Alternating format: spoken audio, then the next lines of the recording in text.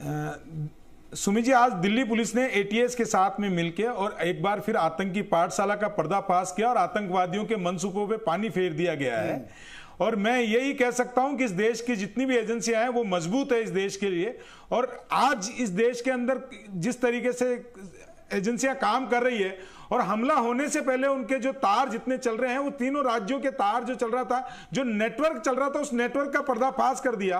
Al Qaeda से प्रेरित होकर ये संगठन अलकायदा इन इंडिया कंटिनेंट बनाया था, उसका पर्दाफाश किया। मैं समझता हूं ये बड़ी उपलब्धि है हमारे लिए कि कोई अप्रिय घटना से पहले ही ऐसे नेटवर्कों का पर्दाफाश आज हो जाता है। अन्यथा आपने देखा होगा कि बॉम्बे के अंदर सीरियल बम ब्लास्ट हो जाते थे और जो ब्लास्ट करने वाले थे वो भाग जाते हैं, आज तक नहीं आते। और मैं जयपुर की अगर बात करूं, मेरी बहन को याद दिलाऊं, तो जयपुर के अंदर सीनियर ब्लास्ट हुए थे और जो बम ब्लास्ट करने वाले थे उनकी पैरवी भी आपने कोर्ट में सही तरीके से नहीं की।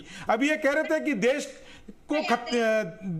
में को खतरा है, देश को कोई खतरा नहीं है। आज देश हर चीज का जवाब देने के अंदर सक्षम है।